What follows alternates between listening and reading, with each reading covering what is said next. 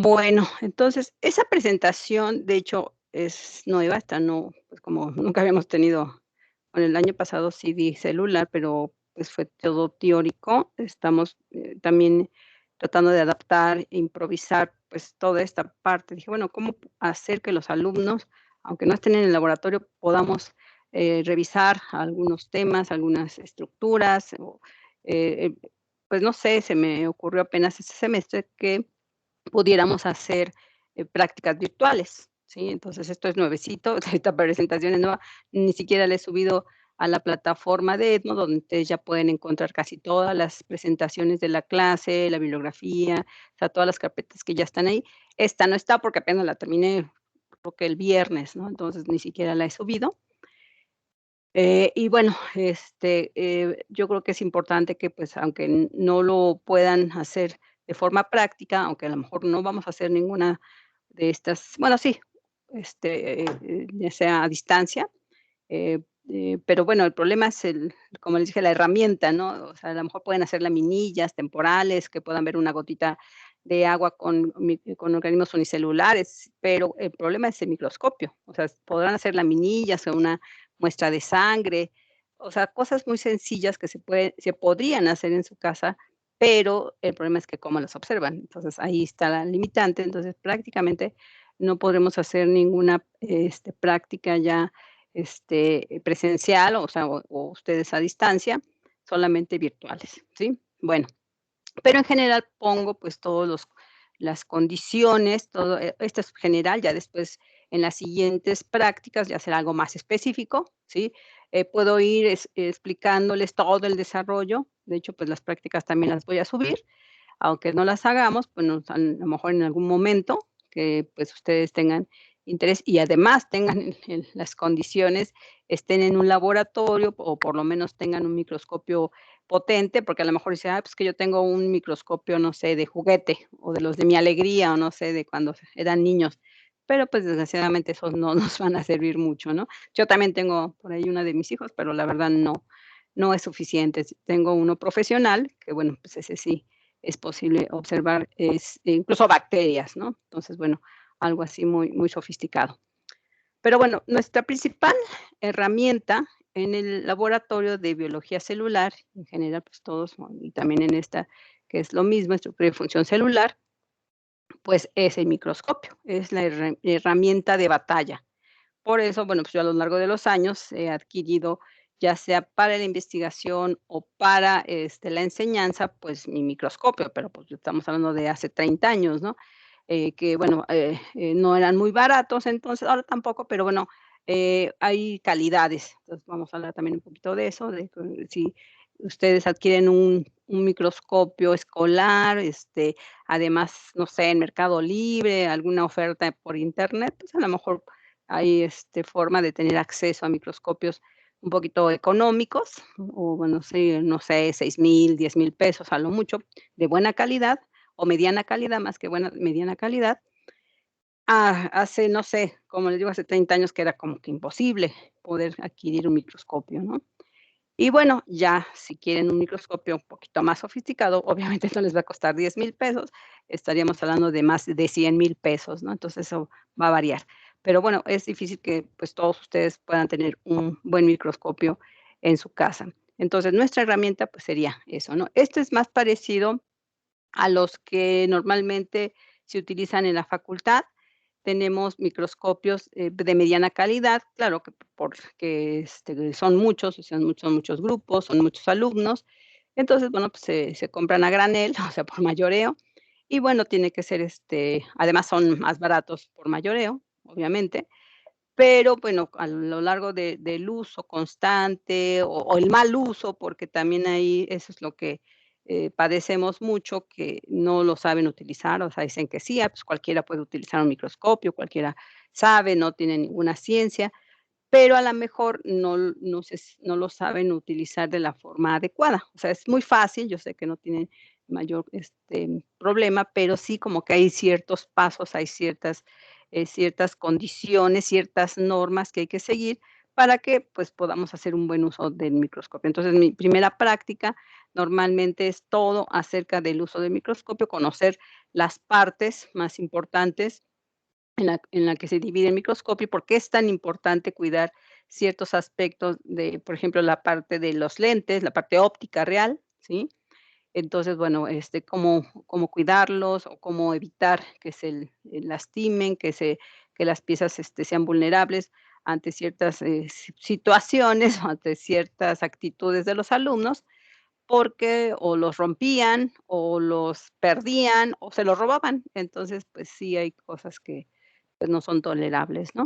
Y ya un microscopio sin lentes, pues simplemente ya no funciona, ¿no? O sea, a lo mejor puede estar el resto de las piezas del microscopio, pero, pues, lo más importante de un microscopio, pues, son, los lentes objetivos, ¿no? Bueno, ahorita vamos a hablar un poquito más de las partes de las estructuras y digamos que este sería un microscopio escolar, que me imagino, pues, que también en otros niveles, pues, que se adquieren desde la secundaria, en algunas escuelas, en la prepa yo creo que, pues, a lo mejor tuvieron oportunidad de observarlo un poquito, con más, pues, con ese propósito de enseñanza, ¿sí? O sea, tener oportunidad realmente de poder observar alguna estructura. No sé, no sé de dónde provienen todos. En la UAP, yo solo sé que en las prepas de la UAP, pues, se tiene la infraestructura, pero no sé del resto de las preparatorias o escuelas, ¿sí? Bueno, pues, ese sería como que un microscopio básico, es el que usan, el que normalmente les permiten usar como estudiantes, sobre todo cuando apenas van aprendiendo, sobre todo en este semestre, para segundo semestre, que lo utilizan, obviamente, también para, como herramienta para la materia de organismos unicelulares y para esta materia, ¿no? Y después, pues, ya en diferentes materias según los temas. Pero, pues, también hay microscopios más sofisticados, obviamente más caros, como les dije, pues, podemos tener desde los básicos, 10,000 pesos, hasta los más complejos, sofisticados y de buena calidad, sí, que rebasan los 100,000 pesos. Que bueno, pueden estar, por ejemplo, lo que cambia es el sistema de interfaz, o sea, que puedan conectarse a la computadora, que tengan una cámara, ya sea una cámara directa o un monitor. Ya si está computarizado, pues obviamente va a costar más, aparte de los lentes. Entonces, la calidad de los microscopios está dada precisamente en quién talla los lentes, a qué compañía va a tallar o va a generar los lentes. Entonces, por ejemplo, Carl Zeiss, los Zeiss son de las mejores calidades, o los Bausch& Lomb, que son de los más caros también, ¿sí? Pero que son de excelente resolución de sus lentes. Luego hay otros que no, a lo mejor no son tan caros, ¿sí? Los Leica, que son microscopios también muy buenos, son de los que tenemos, también en la facultad, que aunque no son tan caros, también son de buena calidad, claro, no excelentes como los Zeiss, pero igual se pueden aquí tenemos, o sea, sí se tienen este tipo de microscopios, pero se limita, por ejemplo, para la investigación o para algunas clases específicas, o sea, clases para alumnos ya más avanzados, para alumnos que ya están en eje, ¿sí? Que ya saben y conocen a la perfección el uso del microscopio, y se tiene un aula, bueno, ¿cómo se llama? Un anexo, un laboratorio de pura microscopía, donde se tienen como unos 10 microscopios de este tipo, casi todos estos microscopios tienen su propia computadora, ¿sí? Entonces, bueno, pero eso ya está como muy limitado porque ya se requiere, aparte hay una materia optativa que se llama microscopía, que también, pues, les enseñan a utilizar estos microscopios.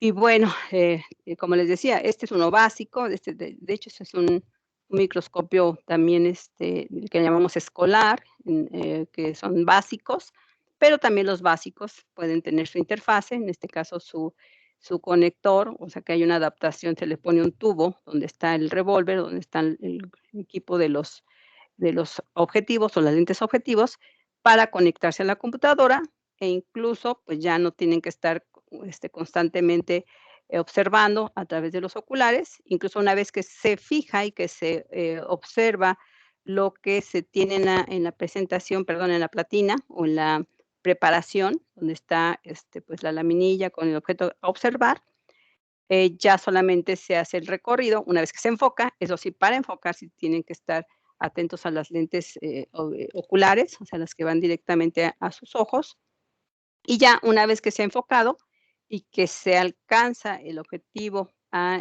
observar, entonces ya solamente se mueve la platina para recorrer, perdón, la preparación y poderla observar de forma directa en la pantalla del monitor, de la computadora, lo que tengan a la mano, ¿sí? Entonces, eso también, bueno, algunos alumnos llegaban con sus, lentes especiales o su interfaz.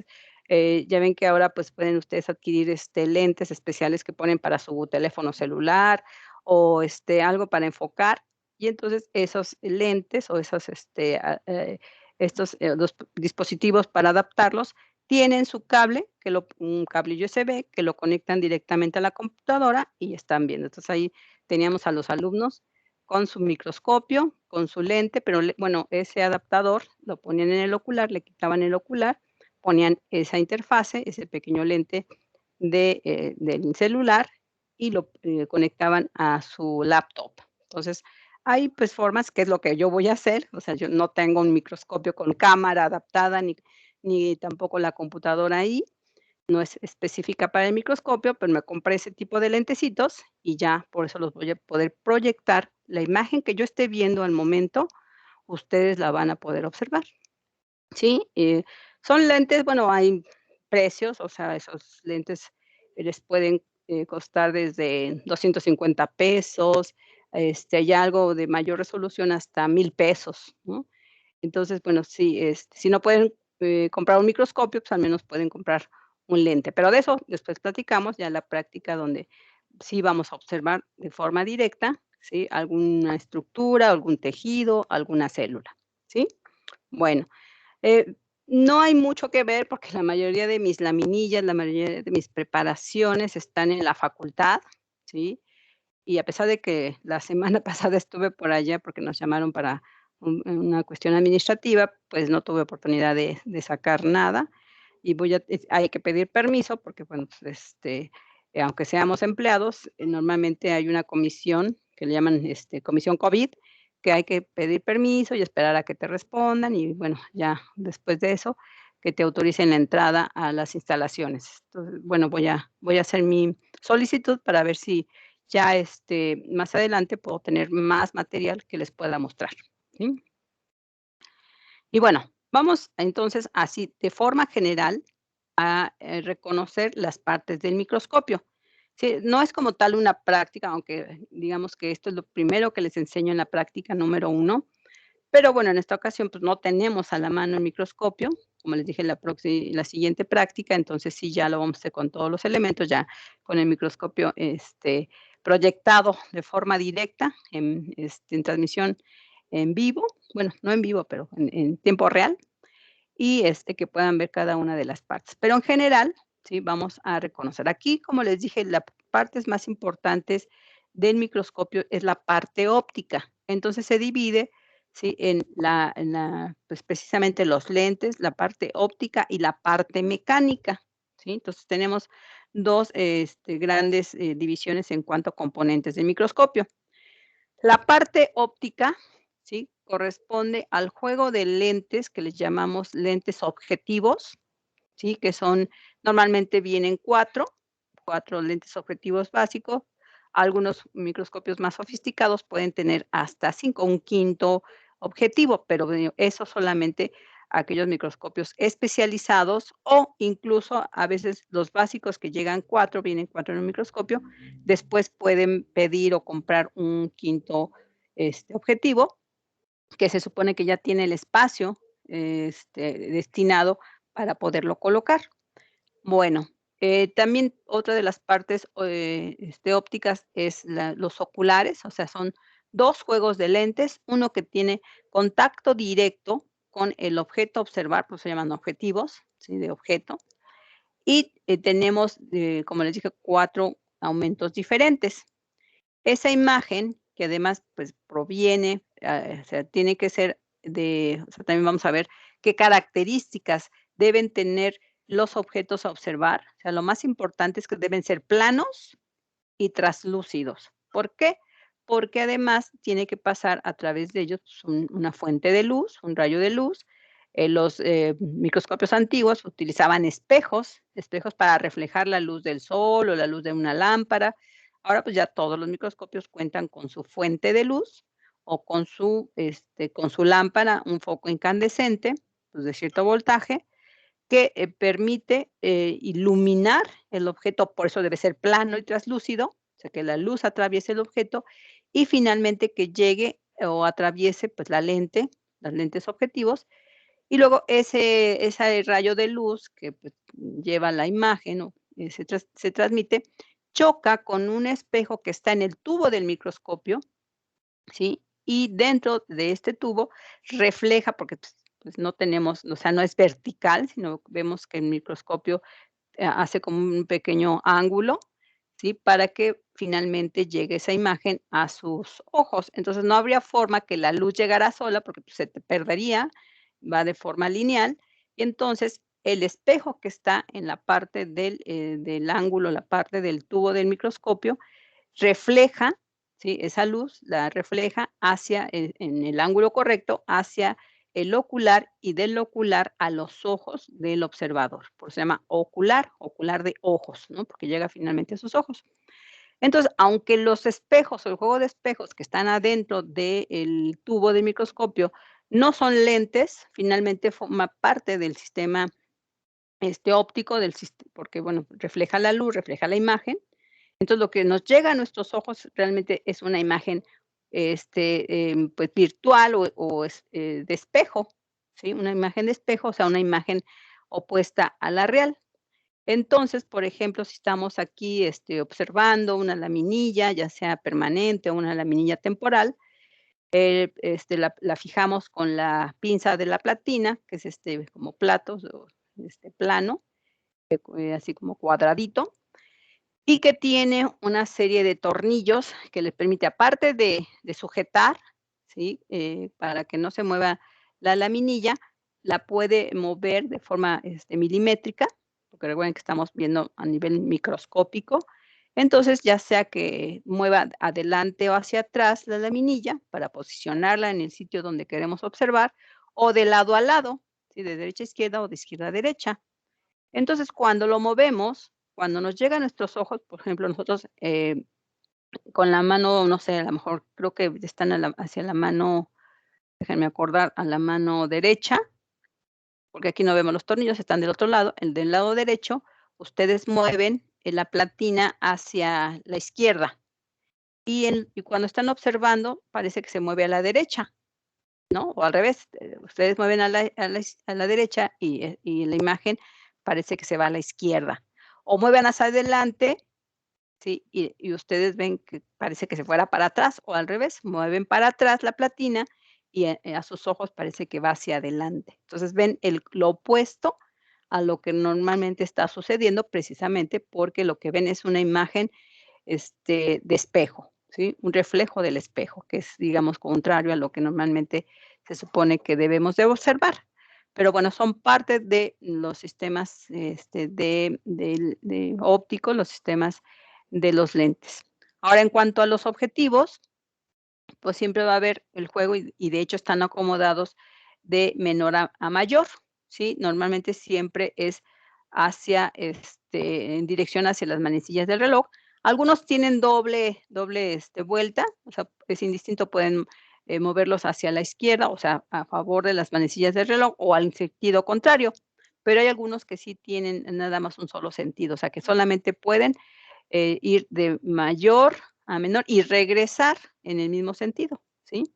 Entonces, bueno, eso va a depender del modelo.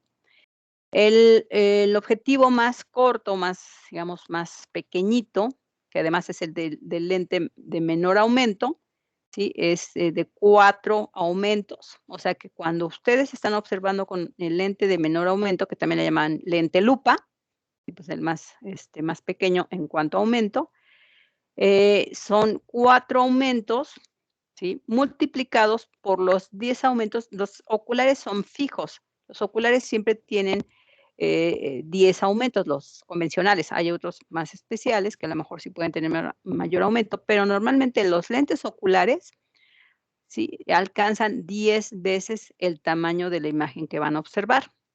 Entonces se multiplica el valor o el número de aumentos del objetivo por el del ocular.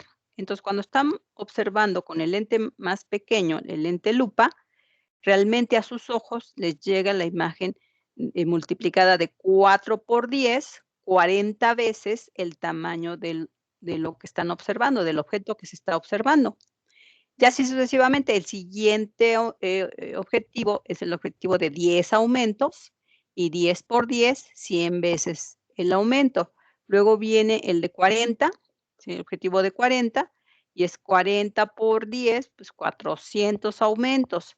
Y el objetivo, de mayor aumento, y bueno, aquí vemos que los objetivos son de diferente tamaño, el más largo, ¿sí? O sea, porque tiene que acercarse conforme va cambiando el aumento, también va cambiando la longitud del tubo que porta el lente objetivo. ¿Por qué? Porque se tiene que acercar más.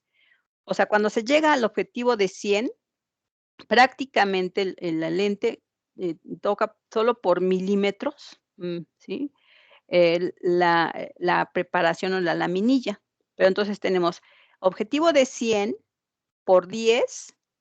Nuestra imagen máxima que podemos observar es de 1000 veces el aumento, 1000 veces más grande lo que se está observando en la laminilla, que sería lo máximo. Pero con esos 1000 aumentos, como les dije, se puede llegar a observar hasta bacterias. O sea, pues, ustedes podrían ser capaces de ver hasta bacterias. Ya virus, ya imposible, ¿no? Con un microscopio óptico, imposible ver virus, pero sí se pueden observar bacterias. No con mucho detalle, porque bueno, pues sí se requiere mucho más resolución, pero para eso tenemos otro tipo de microscopios, pero con el microscopio óptico convencional, solamente hasta 1000 veces el aumento del tamaño del objeto que se está observando, ya sea células, tejido o lo que se esté observando. Y siempre debe ser estructuras planas y traslúcidas. Entonces, que si quieren ver ahí un insecto, así como lo sacan, no sé, una hormiga, un mosquito, no. ¿Por qué? Porque siempre la luz debe atravesar el objeto, y si no pasa la luz, van a ver oscurito, van a ver negro. Entonces llegaban los alumnos y ponían una hoja de una planta, o ponían su uña, o ponían su dedo, y obviamente, pues acá en el ocular no se veía nada. ¿Por qué? Porque tapan la luz, y si tapan la luz no va a llegar nada a sus ojos, ¿sí? Otra lente que, bueno, no tiene a lo mejor la intención de aumentar, pero que también es un lente, ¿sí? Por la parte de abajo de la platina, porque, bueno, la platina, los tornillos que mueven a la platina, pues son de la parte mecánica.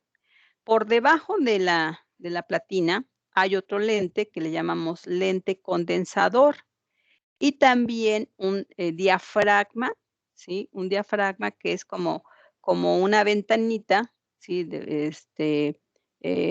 Como iris, como radial, ¿sí? Que precisamente tiene la función de abrirse o cerrar, igual que como trabaja, pues, se llama, iris o diafragma de iris, porque hace lo mismo que el ojo, que, cuando hay poca luz, pues, se abre para que entre más luz, cuando hay mucha luz, lo cierran para que no ilumine tanto.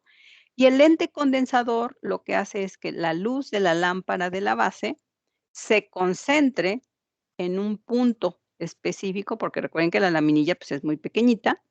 El orificio por donde pasa la luz también tiene un diámetro, creo que de 1 centímetro, ¿sí? Eso es muy pequeño. Entonces, la luz tiene que entrar por ese punto, por esa abertura. Si no hubiera un condensador, la luz se difundiría.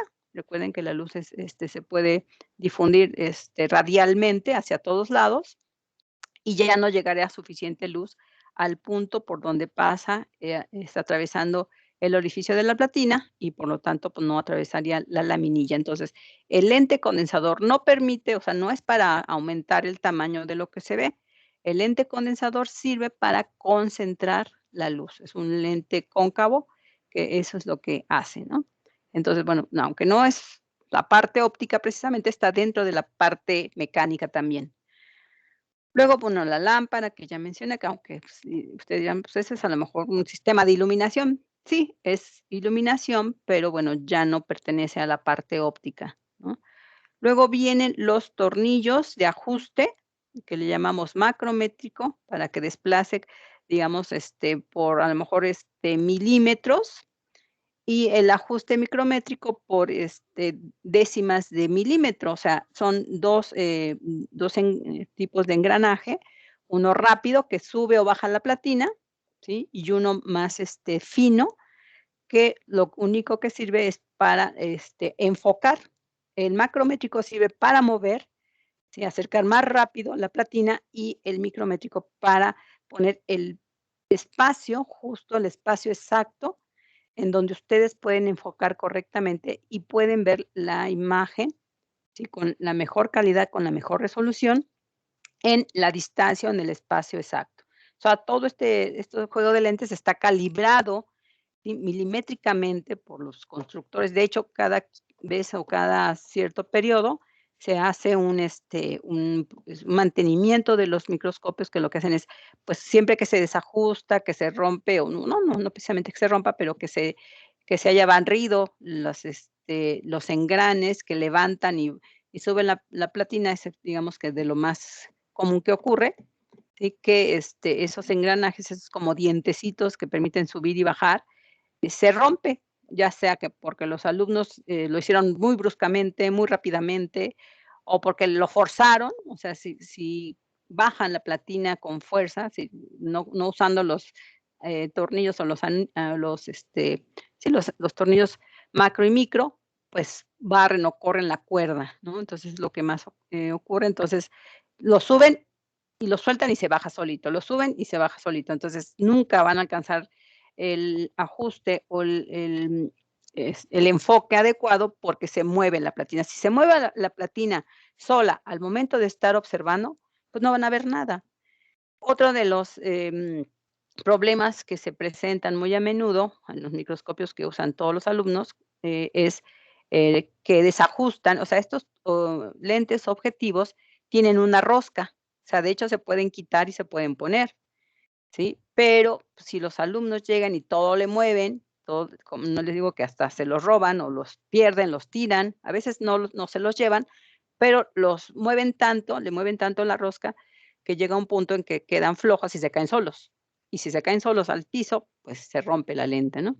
Entonces, nunca tocar y nunca abrir o nunca, destornillar a los cilindros que tienen o comportan los objetivos, porque, pues, o sea, una vez que mueven esa distancia, eso que realmente se supone que está calibrado entre el revólver, o sea, el tubo donde están los objetivos y la laminilla, pueden provocar también que una vez que se supone que están enfocando y mueven el revólver para cambiar de objetivo, se rompa la laminilla, y si la laminilla toca el lente, pues también pueden rayar el lente. Entonces, eso es lo que también puede ocurrir. Prácticamente todas las piezas del microscopio se pueden desarmar. Eso es precisamente el principal problema de que, han dejado muchos microscopios inhabilitados. Los más fáciles de levantar, bueno, no es que les esté dando ideas para que lo hagan, pero, por ejemplo, los lentes oculares ni siquiera tienen rosca.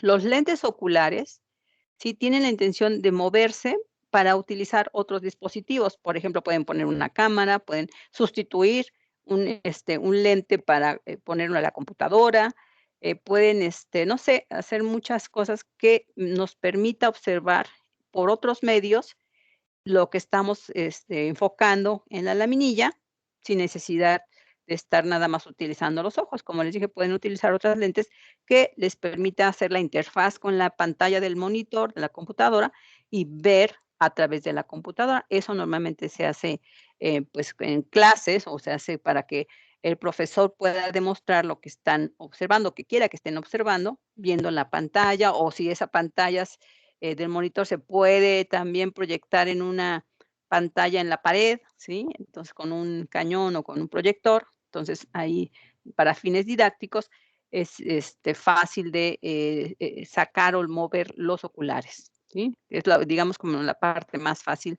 de desarmar, porque tiene ese propósito de utilizar otros medios, ¿no?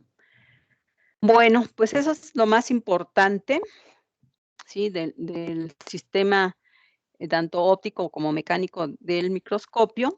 ¿sí? Y bueno, pues hasta que estemos en físico en el laboratorio, pues tendrán oportunidad de conocerlo ya con más detalle por aquellos que no conozcan algún microscopio. Digo, este es el básico, yo creo que la mayoría lo conoce y si no, pues ya tendríamos oportunidad de conocerlo, ¿sí? ¿Dudas al respecto? ¿No? No, profe, gracias. No, profesora, todo Muy claro. bien, muy bien. Nada más no se vayan a reír cuando les enseñe mi microscopio viejito. No es tampoco de la época de Leeuwenhoek, ¿verdad? De espejito, no, es más, más reciente.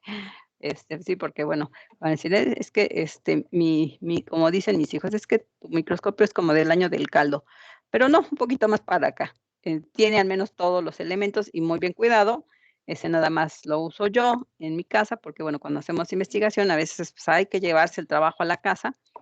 Y bueno, también ahorita me está sirviendo de herramienta para hacer algunos trabajitos, porque, pues, seguimos haciendo investigación, pues, con lo que nos queda, con lo que podemos. No sé si les comenté que yo me dedico ahorita, a ver la biología y la genética de los hongos, o sea, tanto hongos microscópicos como hongos ya de estos comestibles, que ahorita, pues, me quedé con los comestibles porque es más fácil trabajarlos. Ahorita ya no, los comestibles, pues, nada más para comérmelos, no para fines de investigación, pero la parte microscópica sí.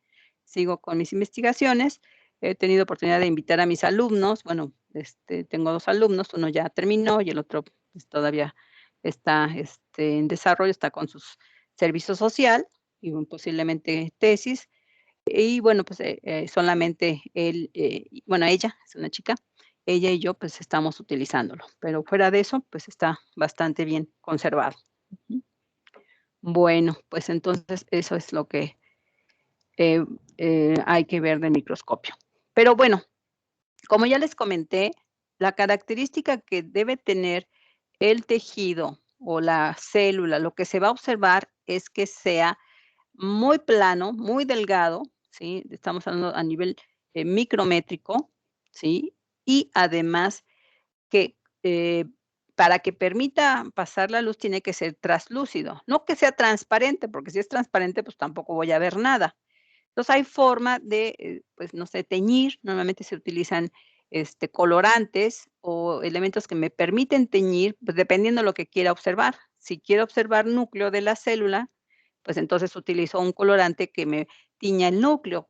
Si quiero observar mitocondrias, pues, también algo muy específico. Si quiero ver, no sé, ribosomas o proteínas. Proteínas se pueden ver, pero siempre y cuando sean poliméricas. O sea, hay proteínas que están formadas por muchas proteínas, como los ribosomas. Los ribosomas, imagínense, si fueran nada más de RNA ribosomal, pues ni se verían. La razón por la cual se pueden ver los ribosomas, y bueno, y no así como que con mucho detalle, pero sí se pueden llegar a observar, aunque sean puntititos así, microscópicos, es porque están formados por proteínas, ¿sí? Son hasta 13 o 15 proteínas diferentes globulares, envolviendo las 4 hebras o 4 fibras de RNA que tiene un ribosoma. Más adelante vamos a hablar un poquito más acerca de los ribosomas. Ahorita les vamos a dar oportunidad de que sus clases de bioquímica, espero que vean, pues, la estructura, y nosotros vamos a ver, ribosomas a detalle cuando estemos observando, cuando estemos, analizando el tema de, síntesis de proteínas del retículo endoplásmico rugoso, que son el penúltimo tema. Entonces, eso lo vamos a dejar hasta el final. Pero bueno, a lo mejor los ribosomas es un mal ejemplo porque son muy pequeños. Si queremos ver, por ejemplo, ¿qué más se les ocurre? Las vacuolas, sobre todo de la célula vegetal, porque son enormes, son muy grandes. También algunas tienen su propio color, como los cloroplastos. Los cloroplastos ni siquiera necesitan, teñirse porque esos tienen su propio color. Esos son muy obvios, son muy grandes, son muy bonitos. De hecho, hay una práctica que ustedes lo pueden observar así a simple vista, claro, con el microscopio, sin tener que hacer ninguna preparación especial, solamente un microcorte del tejido, de la hoja o de la planta que van a observar. Para eso, entonces, se requieren de muchas técnicas de preparación, sí, ahorita, bueno, aquí nada más, pongo la representación de que para, por ejemplo, ver el hígado del ratón, les dije que tengo preparaciones de hígado de ratón, pero no es que le quiten el hígado y ya lo pongan, lo aplasten y ya lo veamos, no, se tiene que preparar. Normalmente lo que se prepara es, ya sea extirpando el hígado, no precisamente todo el hígado, sino una parte del hígado, se congela, ¿sí? O sea, tiene que hacerse rígido, duro, porque, pues, si ustedes han tocado, por ejemplo, el hígado del pollo, ¿no? Es un tejido blando, un tejido que si quisieran cortarlo microscópicamente, pues, harían ahí un batidero, se rompería todo, ¿no?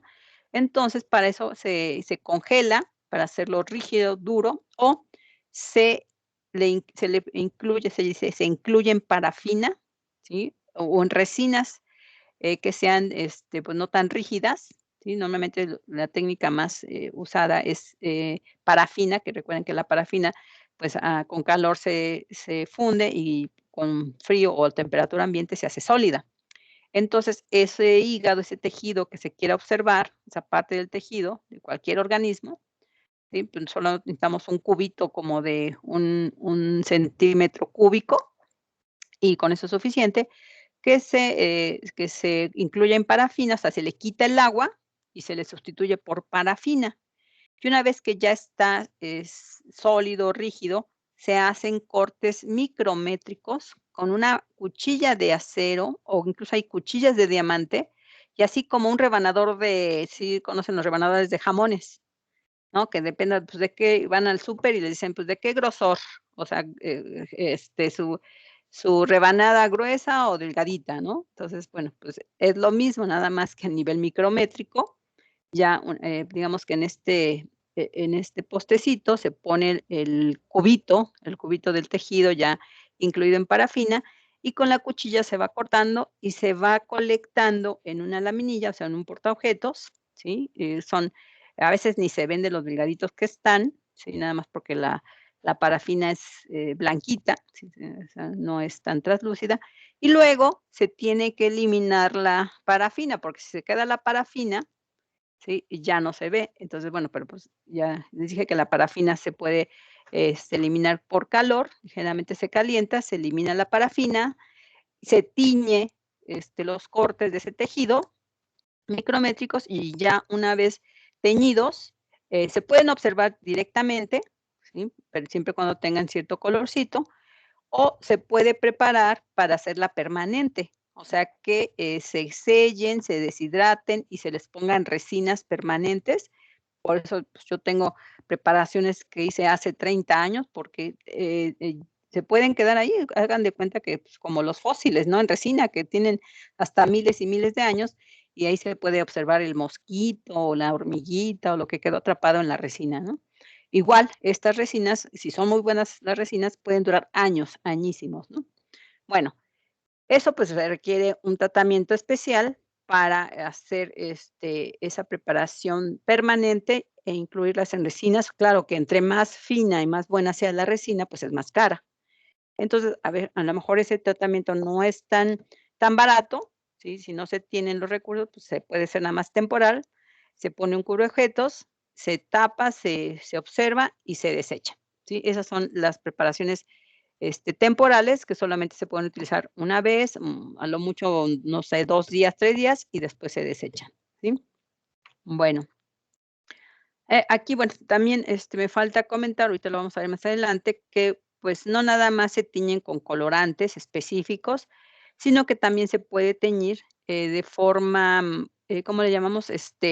Por fluoróforos. Ahorita vamos a ver unas técnicas especiales en donde ya se tiene algo, pues, más sofisticado. Estamos hablando que estas técnicas, pues, son muy antiguas, o sea, son de las primeras técnicas que se utilizaron no sé, hace más de 60, 70 años, en el siglo pasado, pero que siguen siendo vigentes porque son eficientes, ¿sí? Bueno, entonces, aquí nada más el sistema de lentes, donde tenemos, pues, la fuente de luz, que incide en que lo que hacen luz, bueno, aquí está como que de lado, pero igual puede venir de abajo. Hay otros microscopios como el de fluorescencia, que la luz, la fuente de luz fluorescente viene de lado, choca con los espejos, atraviesa el objeto que está en la platina atraviesa o pasa por el objetivo y refleja la luz, ¿sí? O sea, en los espejos, y finalmente llega al lente ocular que magnifica otra vez la imagen hasta llegar al ojo del observador que está en la parte del ocular, la parte final de la imagen, ¿sí? Óptico del aumento de los objetos que se ven en el microscopio, ¿sí?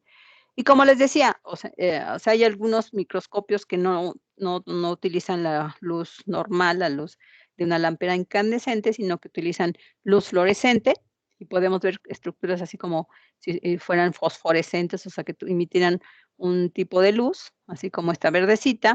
O hay algunos microscopios que se llaman contraste de fase, que lo que hacen es utilizar a través de una serie de lentes especiales, ¿sí?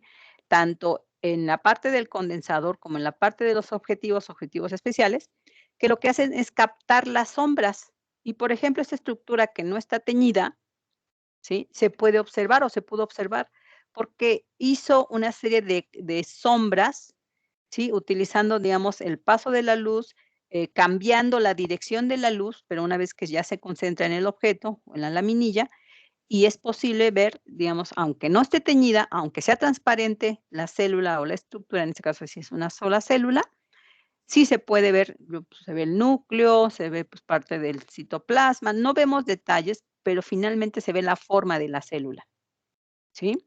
Entonces, no nada más se pueden observar estructuras teñidas, solamente en los microscopios convencionales sí, pero hay microscopios especiales, o microscopios ópticos que tienen otros sistemas de juego de luz o de manejo de la luz, ¿sí? La misma luz, de la lámpara, normal, lámpara incandescente, o con fuentes de luz diferentes como la luz, fluorescente, ¿sí? Entonces, tenemos ese tipo de microscopios, esos también se encuentran en la facultad, hay 2 o 3, ahorita no recuerdo si hay 3 microscopios de fluorescencia, pero, pues, eso sí, solamente están destinados para la investigación, y microscopio de contraste de fases, pues, también hay varios, pero igual están, creo que sí hay uno para el uso de los alumnos, o sea, de uso general de los alumnos, pero tienen que aprender a usarlo. Y bueno, estos, pues no, pues la mayoría, yo al menos no, yo tuve alguna vez uno, pero no, nunca me gustó trabajarlo porque, pues yo quería ver otras estructuras, yo necesitaba ver otras formas y prefería teñir que usar el microscopio de contraste de fases. Bueno, y si estamos hablando, por ejemplo, de otro tipo de microscopios, bueno, ya sabemos el nuestro microscopio que tiene nuestra fuente de luz, la lamparita, lente condensador que concentra la luz, la platina, la muestra que debe estar plana y teñida, o sea, que no sea transparente, a menos que sea contraste. Cuando es contraste de fases, los, arriba del condensador, entre el condensador y la platina, donde está el objeto, hay una serie de anillos que lo que hacen es difractar la luz. Por eso se pueden ver sombras diferentes. Pero bueno, si es un convencional, un microscopio óptico normal, no tiene nada después del lente condensador, atraviesa la luz normal, ¿sí? Llega al lente objetivo, del lente objetivo a los espejos que tienen el tubo del microscopio y refleja la luz, o sea, la imagen de espejo atraviesa el ocular hasta nuestros ojos y pues ya dependiendo de los aumentos del objetivo y del ocular, pues es el tamaño o las veces de aumento que vemos de nuestro objeto. Y como les dije, lo máximo que podemos observar en los microscopios ópticos convencionales es hasta 1000 aumentos, ¿sí? Pero como les dije, pues a lo mejor puedo ver los puntitos, o sea, no sé, como los ribosomas, pero pues yo sé que son ribosomas porque eso dice la literatura, pero si fuera nada más por el microscopio, jamás sabría que serían o que fueran esos los ribosomas. O las bacterias. Las bacterias, sí, a lo mejor se puede ver más, en forma de bolitas, o le llaman cocos, o bacilos, bastoncitos, en fin, hay más, formas de las bacterias, son un poquito más grandes, obviamente, que los ribosomas. Pero si quisiera ver algo más a detalle, a lo mejor detalles de las mitocondrias hacia el interior de la mitocondria, los mismos ribosomas, ver el detalle, cómo sé que están hechas de 2 subunidades o 2 bolitas, o si quisiera ver un poquito acerca de del grosor de la membrana, a lo mejor la membrana no puedo verla en cuanto a sus fosfolípidos, porque eso es a nivel molecular, pero si quisiera ver estructuras más a detalle, con más aumento, pues entonces lo que sigue es el microscopio electrónico. El microscopio electrónico, la intención es de generar una fuente o un bombardeo de electrones, ¿sí? Que lo que hace es atravesar la estructura, en este caso, vamos de arriba para abajo, en esta laminilla, además es una laminilla como una rejilla metálica, ¿sí? También, pequeñita, no más allá de un diámetro perdón, 1 centímetro de diámetro, o hasta menos, me quedo así como que menos de 0.5, de centímetro, o sea, 5 milímetros. Lo que se va a preparar, lo que se va a observar, ¿sí? Además, tiene que igual ser plano, o sea, lo mismo en principio de ser muy delgado y muy plano, aunque en este caso no se aplasta, no se cubre, pero queda expuesto a la fuente de electrones, al bombardeo de electrones y, por lo tanto, una vez que atraviesan los electrones en esta rejilla metálica, destruyen, es como si destruyeran, deshicieran la muestra. O sea, se desintegra la muestra, pero ya el haz de electrones choca con una placa donde deja, bueno, además esta placa tiene que ser de ciertos metales y lo que hace es dejar como la huella de lo que observó o donde chocaron los electrones y lo que realmente estamos viendo es como la sombra de lo que quedó del objeto a observar.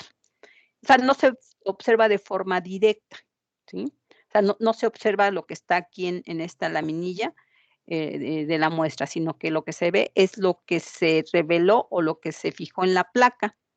Entonces, esta placa, bueno, esto que ya queda, pues es lo que se pasa, eso sí, todos los microscopios electrónicos tienen monitor.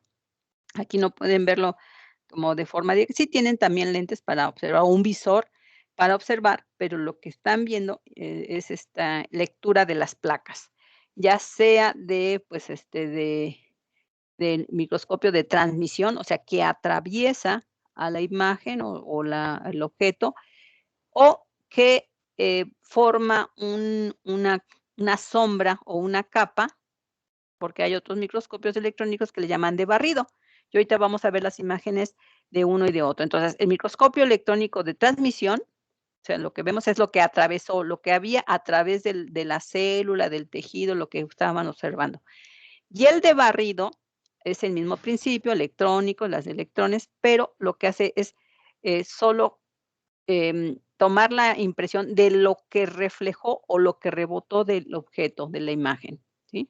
Y luego tanto el de transmisión como el de barrido, pues, detectan la placa de lo que se imprimió en un monitor, ¿sí? Bueno, aquí nada más, les presento el microtomo que es el aparato que sirve para hacer los cortes milimétricos, ¿sí? Aquí un poquito más desarrollado, más la imagen que les enseñé es la de abajo, pero acá, bueno, está toda la parte completa. Tenemos varios microtomos en la facultad. Entonces, bueno, pues que tiene su palanca, ¿sí? De macro y micro igual, para seleccionar electrónicamente el grosor, algunas cuchillas, las cuchillas normalmente son metálicas, pero también hay, de diamante, que pueden ser todavía mucho más delgaditas. En la parte central es donde se sujeta lo que les decía, el cubito del tejido que se va a cortar o de la muestra que se va a cortar, ¿sí? La base y, bueno, en donde se, recuperan los cortes, que normalmente son en las laminillas de vidrio, las laminillas de los portaobjetos, ¿sí? Entonces, es como para tener una idea un poquito más, y de hecho son así, o sea, ahorita les voy a enseñar una foto, este es un dibujo, pero es muy parecido al real. Ahí está, ese es el microtomo real. Esta es la marca, estos son, bueno, pues, a lo mejor no tan baratos, pero más baratos que un microscopio, pero entonces el juego completo es el microscopio y el microtomo. Claro que no necesitas un microtomo para cada alumno, a diferencia del microscopio, pues lo ideal es que tengan un microscopio por alumno, normalmente, pues, lo compartían con 2 o 3 alumnos, pero bueno, un microtomo, pues, es suficiente, uno para cada equipo, perdón, uno para cada grupo.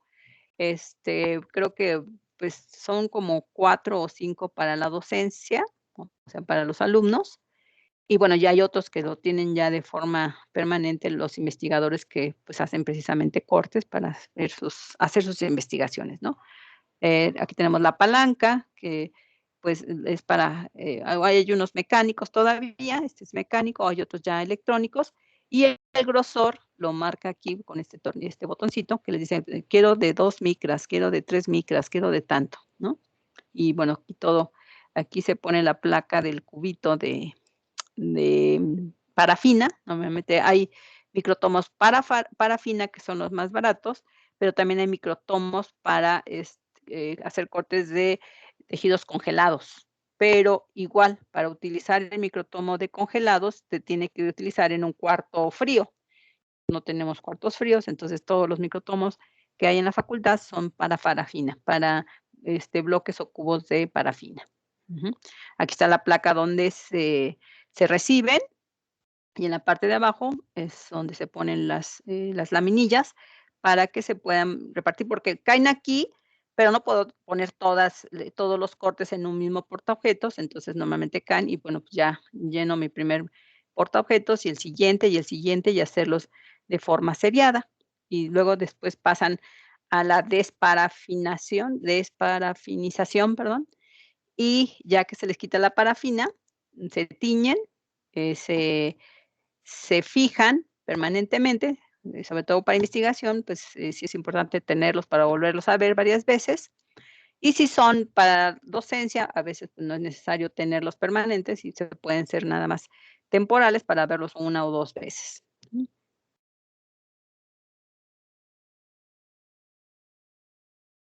Ay, creo que me voy al revés. Ahí está. No sé qué hice.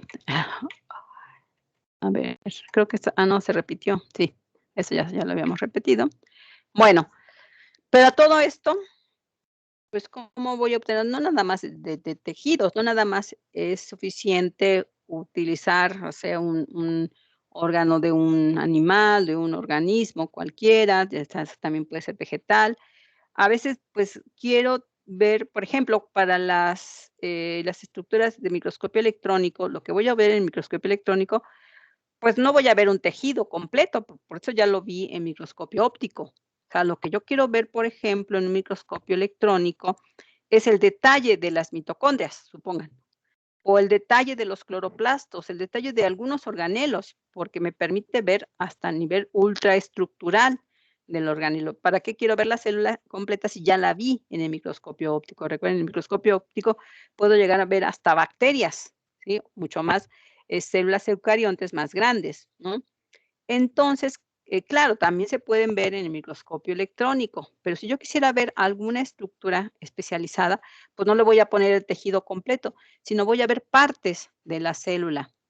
Entonces, si yo quiero ver mitocondrias, pues las tengo que sacar de la célula. Si quiero ver núcleos solitos o independientes de la célula, pues tengo que extraerle los núcleos a las células, ¿sí? O extraerle los cloroplastos, o extraerles las vacuolas, los lisosomas, lo que sea, para verlos en conjunto, puras mitocondrias, puros lisosomas. Entonces, ver preparaciones ya mucho más específicas. Pero, ¿cómo le voy a hacer para extraer las mitocondrias o los núcleos a una célula?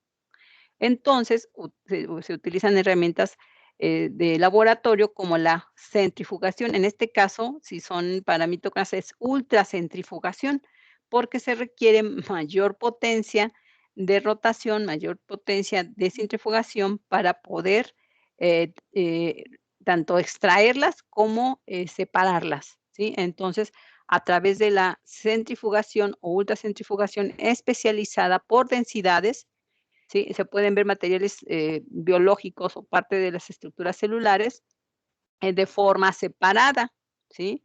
La centrifugación se utiliza para muchos fines, por ejemplo, también para la extracción de proteínas. O sea, es tan fuerte, puede ser tan fuerte que a través de la ultracentrifugación puedo extraer ADN, puedo extraer proteínas, o sea, no nada más organelos, sino también moléculas.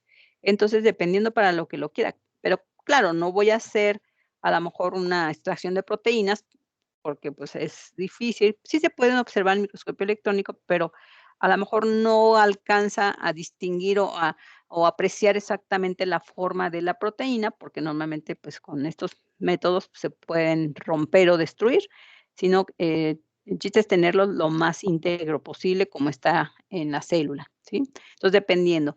Si es para bioquímica, pues sí, no me interesa, el resto de las células, solo me interesan las proteínas o me interesa el ADN. Pero si es para célula, pues sí me interesa tener íntegra por lo menos una parte celular, ¿sí?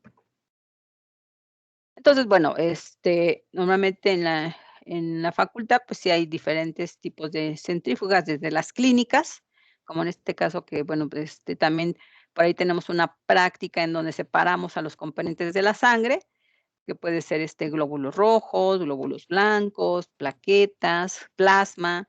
Entonces, pues, con eso para hacer eso, una centrífuga le llaman clínica, de muy baja velocidad. Pero si quiero hacer separación de proteínas, pues sí necesito una ultracentrífuga y además, le llaman, de congelación o de enfriamiento, porque la velocidad es tal, ¿sí? Por eso se llaman ultracentrífugas, que requieren de un sistema de enfriamiento, si no se explotarían o se quemarían precisamente por la velocidad de rotación, ¿sí? Entonces, tenemos tanto de las refrigeradas ultracentrífugas como centrífugas de muy baja velocidad, simplemente como para separar sangre, que también le llaman centrífugas clínicas. ¿Mm? Y bueno, ¿qué es lo que se obtiene con la centrifugación? Bueno, por ejemplo, si yo ya tengo un conglomerado de lisis celular, pues para eso pues ya tengo mis tejidos, les aplico pues ciertos detergentes que lo que hacen es romper la membrana plasmática, ¿sí? Obviamente a cierta concentración, bajo cierto tiempo, para que ya pueda separar los componentes de lo que hay dentro de las células. Y entonces vamos a suponer que, bueno, de forma, secuencial, de forma, pues, le llamamos también de densidad, pues va a haber diferentes tipos de centrifugados. Lo que primero se va a centrifugar de los componentes de una célula es lo más pesado, o sea, la primera centrifugación es de los componentes más pesados. Supongan que esto es de un tejido vegetal y que lo verdecito, que además se ven muy grandes, en la primera centrifugación obtengo cloroplastos. Entonces, extracto de cloroplasto y extraigo los cloroplastos, se quedan en el botón porque es la velocidad y el tiempo suficiente o calculado para extraer cloroplastos. ¿Sí? Bueno, entonces, la siguiente tiene que ser una centrifugación más rápida y a lo mejor más tiempo, o sea, a mayor velocidad y más tiempo. Y aparecen, pues, esas estructuras amarillas. Estamos suponiendo, ¿no? Que puedan ser mitocondrias, ¿sí? Las rojitas, y que están más chiquitas que las verdes, que eran los cloroplastos. Y ya, cambio el sobrenadante, me quedo con el botón de abajo, el rojito, lo extraigo y lo separo, ¿sí? Y luego sigo extrayendo lo que hay en este lisado celular, y ahora me tocan las estructuras, azulitas, como se ven aquí, más tiempo de centrifugación, mayor velocidad, y bueno, a lo mejor, dice que aquí vesículas o microorganismos, o sea, pueden ser, pues, no sé, a lo mejor bacterias, pero si estamos hablando de componentes celulares, a lo mejor, vesículas o lisosomas, que son más chiquititos todavía, si estamos hablando de célula vegetal, pues, a lo mejor de vacuolas, pequeñas que tienen múltiples, bueno, hay vacuolas grandes y vacuolas pequeñas en la célula vegetal o lisosomas en la célula animal. Y ya por último, yo ahora sí, con igual, lo mismo, se elimina el sobrenadante o se cambia de recipiente, se queda con el botón que está en azulito, en la parte de abajo, se resuspende y se cambia de recipiente para poder hacer la observación. Y se retoma otra vez el sobrenadante, todo lo que quedó ahí, y se hace ahora una ultracentrifugación, o sea, ya no con centrífugas a lo mejor convencionales o de baja velocidad, sino ultracentrífuga, que nos permite, por ejemplo, extraer macromoléculas, y los ribosomas son macromoléculas.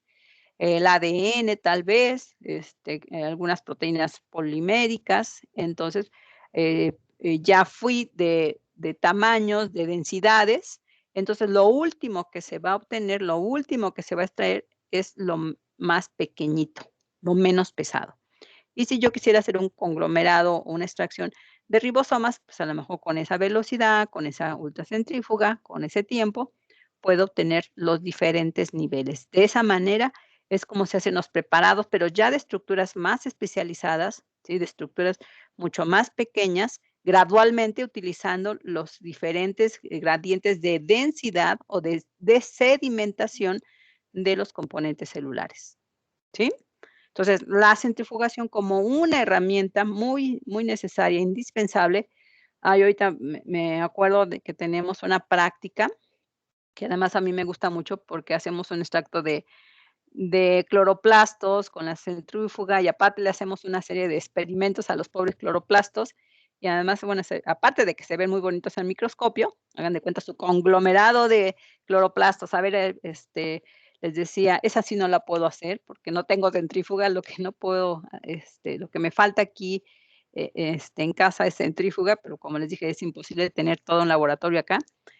Eh, pero bueno, voy a conseguir una planta acuática que, pues, sin prepararla, así directamente puedo ver los cloroplastos para que se los muestre, pero así a mí me gusta mucho esa práctica donde hacemos extracto de cloroplastos y se ven hermosos en microscopio, porque aparte de que están grandes, son un montón, ¿no? Y, sin teñir, así directo, toman, la gotita del extracto de cloroplastos, así directamente del tubo, que ya se supone que centrifugaron, extrajeron, la ponen en una gotita en el portaobjetos, cubreobjetos y directamente se observa, sin teñirse en nada, y se ven preciosos. Les puedo mostrar las fotos, pero bueno, pues lo ideal es que ustedes lo puedan hacer. Pero bueno, ya que no se puede hacer, al menos se los muestro en las fotos, ¿sí?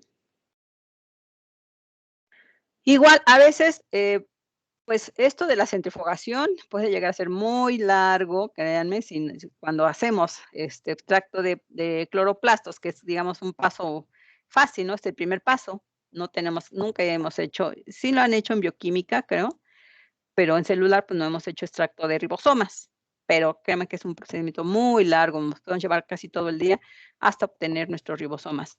En cambio, los cloroplastos son muy fáciles, en 2 centrifugadas, máximo 3, ya tenemos nuestros, cloroplastos.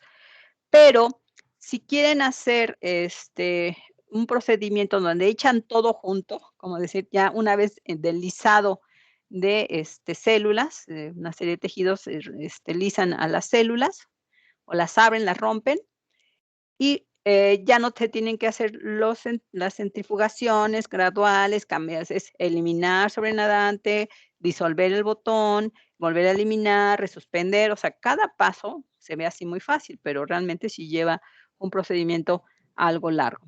Pero hay otros métodos que utiliza, de que le llamamos, separación por columnas de cromatografía o columnas de separación que lo que hace es separar a los componentes celulares, ¿sí? Aquí de los verdecitos, de los rojos, de los amarillos, no, no hay amarillos, de los verdes, los rojos, los azules y los negritos, pero por sus diferentes densidades de desplazamiento, que tiene que ver también con el tamaño, pero todo en una sola columna, o sea, todo en un paso. O sea, si esto lo trasladamos a las famosas columnas de separación gradual, que lo que hace es, tienen una serie de poros que le llaman, que esos poros, pues, va a permitir en cierto momento, pues, separar a diferentes velocidades con diferentes, líquidos de elusión todos nuestros componentes. Entonces, por ejemplo, aquí tenemos una marca negra, una marca verde, una marca roja. Todo esto va a depender o va a corresponder a los componentes de un lisado celular, de una preparación o una serie de preparaciones donde tenemos a nuestros, componentes celulares. Incluso también se puede hacer con moléculas, o sea, con proteínas, con ADN o diferentes proteínas, diferentes densidades de proteínas. Entonces, se deja en las columnas, se les ponen los líquidos que le llaman líquidos de elusión, que a lo mejor arrastran más fácilmente a las mitocondrias o que arrastran a los ribosomas. Claro, los más ligeros o los de menor peso molecular van a caer, pues depende. Hay columnas que lo que primero pasan son las pequeñas, o hay columnas que lo que primero pasan son las grandes, eso va a depender del grosor o del tamaño de poro. Entonces, por densidad se separan en la columna, ¿sí? Y se van colectando. Tiene que calcular exactamente el tiempo de elusión, el tiempo en que cae, digamos, a lo mejor su solución, bueno, primero la transparente, luego la rojita, luego la verde o la del color que siga, ¿no? Que está determinado por el tamaño, el peso molecular. Se supone que lo más ligero, lo más rápido de eluir, lo más rápido de atravesar los poros, son las moléculas pequeñas o las estructuras pequeñas. Y al último, pues, si hubiera aquí más capas, pues al último caerían las de mayor peso molecular.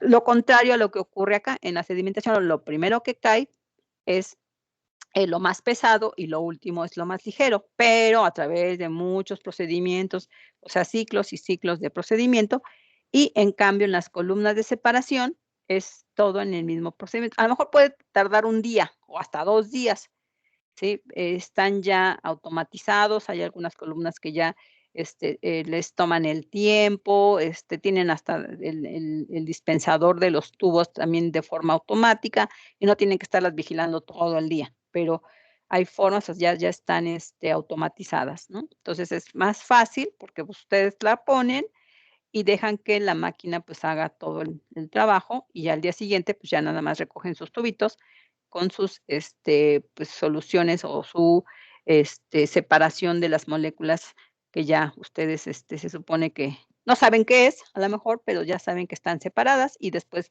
lo que sigue es la identificación o la observación al microscopio, lo que ocurra primero o lo que necesite primero, ¿sí? Bueno, entonces seguimos. Acuérdense que si tienen dudas, si tienen algún comentario, yo no los puedo ver, pero los puedo escuchar por si tienen, o sea, me quieren, interrumpir o me quieren hacer cualquier otra pregunta, ¿sí? También a esto se le llama, bueno, hay las columnas también trabajan con, con, que le llamamos parafina no, se llaman geles que hacen intercambio iónico. Entonces, por ejemplo, pues si alguna se pega, la resina o lo que va en la columna, en el gel de la columna, tiene afinidad por ciertas moléculas, pues la retiene, ¿sí? Entonces, no nada más por tamaño, sino por afinidad. Entonces, también hay cromatografía de intercambio iónico, no nada más por el tamaño del poro, sino por la afinidad. Eso permite separar moléculas, o sea, no nada más estructuras celulares, ¿sí? Normalmente estructuras celulares es más recomendado por centrifugación, pero si quieren estructuras moleculares, pues estas columnas de cromatografía de afinidad, de intercambio iónico, son las más adecuadas. Cuando se trata de estructuras celulares, son las columnas de filtración por tamaño de poro, lo que les decía al principio, pero puede haber otro tipo de columnas, ¿sí? Depende el objetivo que se tenga, si se quieren separar estructuras celulares completas o si se quieren separar macromoléculas también de las mismas células. Ajá, todo eso que les comenté o que les mencioné, que se pueden separar por centrifugación diferentes estructuras celulares.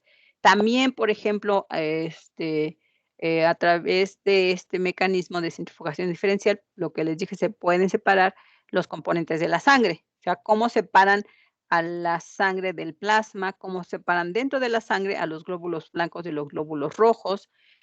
Por ejemplo, sabemos que en una muestra de sangre que ustedes les sacan en el laboratorio, van a hacerse sus análisis y les sacan su muestra de sangre.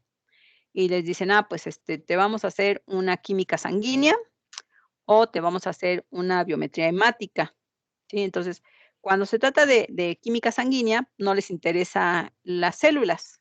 Lo que hacen, incluso les toman sangre y en el mismo tubo le ponen un coagulante, o sea, un agente que coagula de forma, instantánea a la sangre, o sea, les hace coágulos la sangre y entonces tiran la sangre porque no les interesa analizar la sangre y se quedan con el plasma, pero eso es de forma química, ¿no? Y ya se quedan solamente con el plasma porque van a ver químicamente qué hay en el plasma. Ahora, cuando les hacen un análisis y lo que van a analizar es las células, entonces dicen que es una biometría. ¿Qué es biometría? Sí, o sea, la medición de sus biológicos, de sus células, ¿sí? ¿Y qué creen que lo que hacen en el laboratorio para hacer su biometría? Primero, pues, ya dijimos que hacen una centrifugación, pero ¿para qué centrifugan? ¿Qué es lo que les analizan en su biometría hemática? Los glóbulos rojos y los linfocitos, creo. Ajá, los linfocitos, ajá, exactamente, lo que hacen en una biometría hemática es precisamente separar a los glóbulos blancos de los glóbulos rojos. Pues, a través de esta centrifugación, que es una centrifugación, de baja velocidad, como le dije, es la de menos velocidad. Y bueno, aquí, pues, ¿qué va a pesar más, los glóbulos blancos o los glóbulos rojos? Sí, porque son las únicas células que hay, ¿no? Bueno, y bacterias, pero bueno, las bacterias a lo mejor si no tienen una infección, pues a lo mejor no son tantas, ¿no? Entonces centrifugan y o sea, qué es lo que pesa más y qué queda arriba, qué queda abajo. Abajo quedan los rojos. Abajo quedan los rojos porque a lo mejor no pesa más un globo, así si hablamos de un solo glóbulo rojo, de un glóbulo blanco, el glóbulo blanco duplica o triplica el tamaño del glóbulo rojo, es muy pequeñito el glóbulo rojo, ¿sí? Esa práctica también la teníamos para ver células de la sangre directa tomada de su muestra de sangre, de su dedito, una gotita, que bueno, por ahí algunos se impresionaban y casi se desmayaban, pero bueno, no, nunca pasó gran cosa. Entonces, pues sí, sí, o sea, serían más pesados los glóbulos blancos, pero la cantidad de glóbulos rojos que tienen comparados con los blancos es 100 veces más el rojo. Por lo tanto, tienen más glóbulos rojos que blancos, por lo que es lo que migra hacia el fondo del tubo, cuando se hace la centrifugación, es lo que pesa más, lo que hay más, que serían los glóbulos rojos. El grueso de su célula, y aquí, bueno, no se puede ver, aquí es para separar componentes celulares, lo que les decía, ¿no? Pero si lo hacemos en una muestra de sangre, lo que se va para abajo, lo que va al fondo, y la mayor parte del fondo, es más, creo que la mitad del tubo, queda como rojo, de los glóbulos rojos, y una capita apenas si se ve como una rayita, ¿sí? Un solo nivel de los glóbulos blancos por arriba, como casi se ve como una nata, una pequeña natita de glóbulos blancos. O sea, ni siquiera llega a formar una banda, sino prácticamente nada más una rayita, una natita de glóbulos blancos. ¿Por qué? Porque son muy poquitos los glóbulos blancos. Y luego arriba, hasta arriba queda el plasma, ¿sí? Es más, las plaquetas también ni siquiera forman una bandita de células, porque, pues, son muy pocas también, ¿no?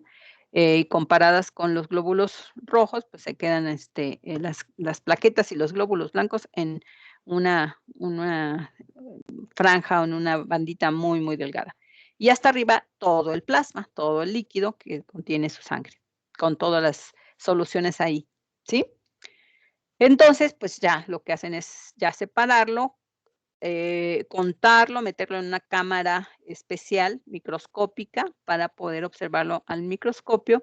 Y esa camarita, que pues, es una microcámara, que es como un portaobjetos especial, con una posibilidad de meterle cierto volumen con un capilar, y lo que hacen es contar cuántas células blancas o glóbulos blancos por superficie se observan y hacen un cálculo parcial, pues en esta muestra de sangre de 3 mililitros obtuvimos o se encontraron, no sé, 100 glóbulos blancos, ¿no? Y hacen el cálculo. Entonces, ¿cuánto tendrá en porcentaje de glóbulos blancos en su sangre?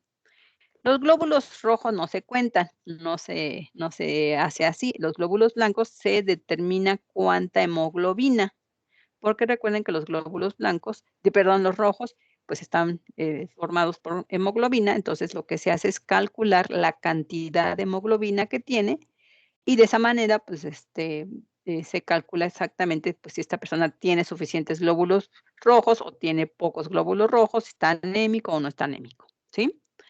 Y bueno, ya por último se cuentan las bacterias, si es que hay bacterias, plaquetas, ¿sí? Que tantas plaquetas también presenta, igual en esas camaritas que permite medir por superficie, y que se hace un conteo aproximado, ¿no? No se cuentan todas, sino nada más se hace un cálculo para medir en una camarita, en ese campo, cuántas plaquetas, cuántos glóbulos blancos hay, y luego se hace ya una aproximación.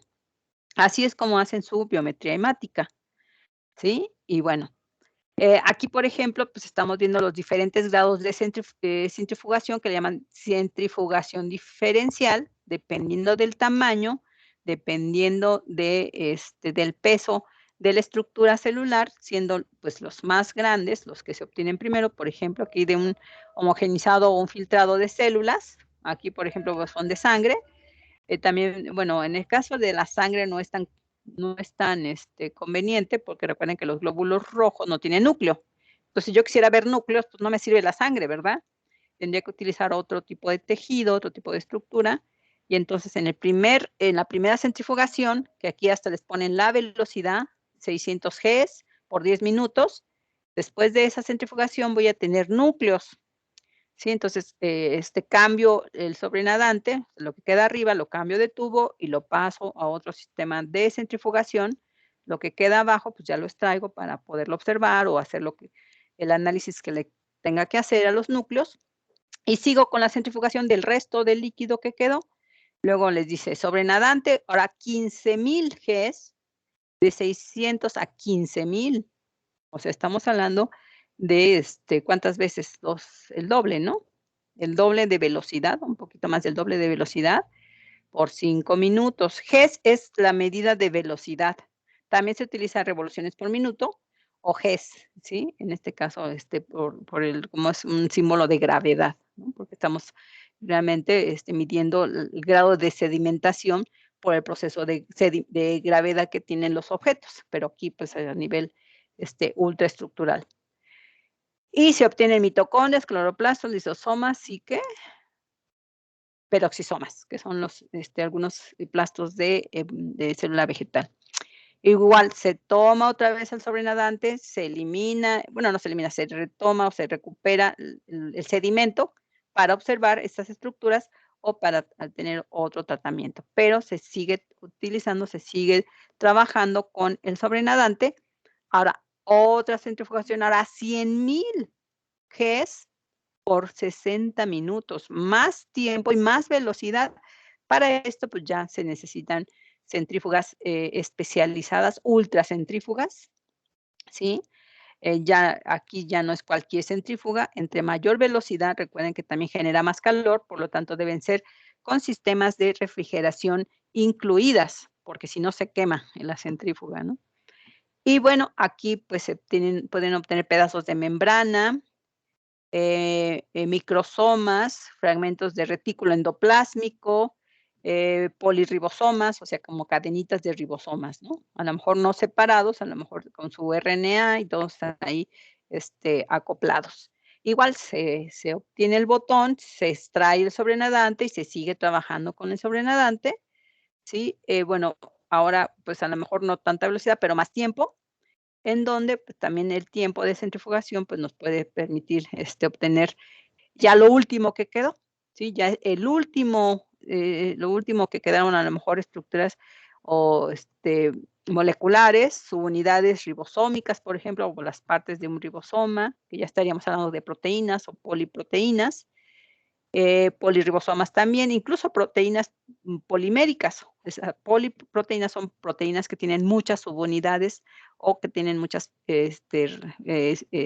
péptidos que forman a una proteína, ¿sí? O sea, proteínas uniméricas, o sea, que todo tienen una secuencia de aminoácidos, y hay proteínas poliméricas que tienen muchas subunidades, ¿sí? De polímeros, o sea, de péptidos, o sea, como muchas proteínas acumuladas o aglomeradas, ¿sí? Y ya, al final, pues ya se obtiene, pues ya solo se tiene la solución, el líquido que se utilizó originalmente y ya podemos desechar y hasta ahí terminó nuestra centrifugación diferencial. Si lo vemos por separado, ¿sí? Por ejemplo, en el primer extracto tenemos núcleos, entonces puros núcleos, ya no vemos las células, sino puros núcleos en un solo, una sola preparación. Esto se puede ver con un microscopio óptico. Y luego en la siguiente, bueno, a lo mejor no, esa era la tercera, retículos, fracciones o parte de vesículas o lisosomas, peroxisomas en la del medio, ¿sí? Entre núcleos y vesículas. También pueden estar los peroxisomas. Aquí no hay una imagen donde se vean los ribosomas, pero bueno, en un microscopio óptico es muy difícil ver los ribosomas. Ya las últimas estructuras es más factible o es más conveniente observarlos con microscopio electrónico. Las dos últimas extracciones, tanto fragmentos de membranas, retículos, ribosomas y subunidades ribosómicas, esto solamente lo podemos alcanzar a observar en microscopio electrónico. Entonces, también no nada más es separación diferencial de estructuras y organelos, sino que también decidir qué tipo de microscopio se van a utilizar. Los dos primeros, por los tamaños, ¿sí? Que incluso están aquí abajo, pues sí se pueden alcanzar a ver en microscopio óptico. Pero las últimas, incluso aquí faltaría, por ejemplo, en el tercero o en el cuarto, pues bacterias o virus incluso, ¿no? En el último hasta los virus se podrían observar si es que se extraen y si es que tiene virus ahí, pero ya no es posible verlos con microscopio óptico. Los dos últimos, lo más conveniente es verlo con microscopio electrónico. ¿Sí? Bueno, esto ya, el microscopio de fluorescencia. Bueno, vamos a hacer una pequeña pausa.